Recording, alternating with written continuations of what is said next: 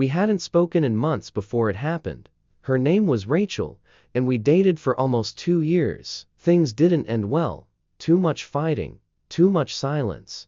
After the breakup, I blocked her on everything: Instagram, Facebook, even her number, but she never blocked me. I checked once, long after the funeral. Her profile was still active, but hadn't posted since the day she died.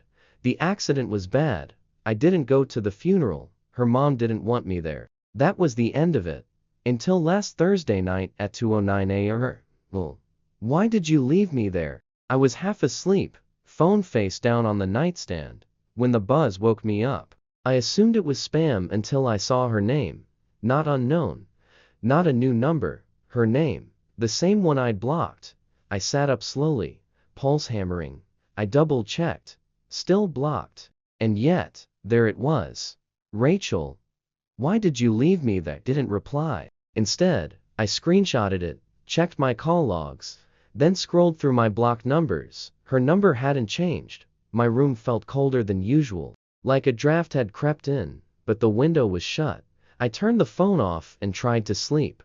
I got another text the next night, same time. Rachel, it's so dark down here. I didn't know what to do. I thought maybe someone had spoofed her number, some sick prank, but who would do that? No one knew about the details of our breakup.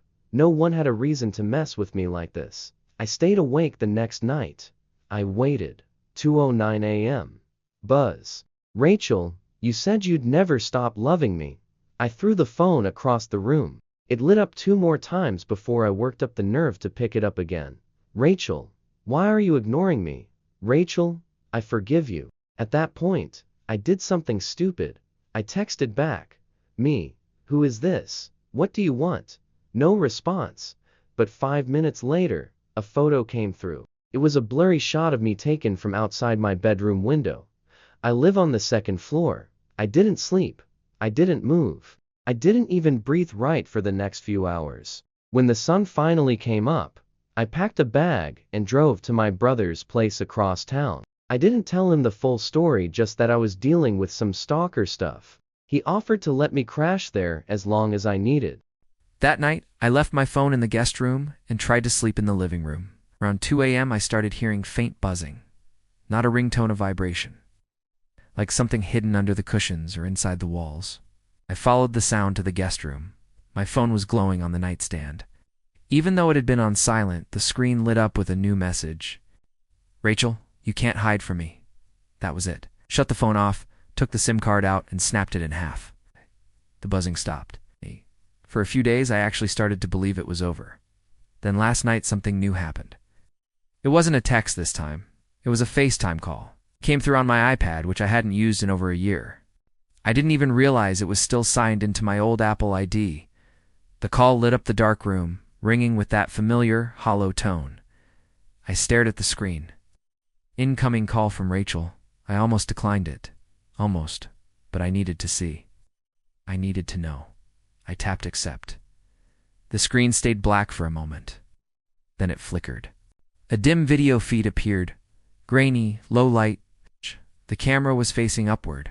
From the floor, cracked tiles, water stains, no sound, just the faint static of background noise. Then, something shifted. A hand, pale and thin, crawled into the frame, dragging itself across the floor. And then I saw her face, loaded, grayish. Hair matted with dirt and blood. Eyes wide but unblinking, like she'd been staring for hours. She smiled. It was slow, unnatural, like the muscles had forgotten how to do it. Found you, she whispered. The screen went black. The iPad shut off on its own. It wouldn't power back on. I don't know what's happening.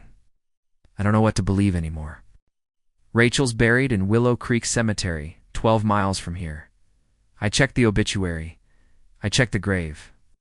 But last night I found something outside the guest room window. A photo printed on old curling paper.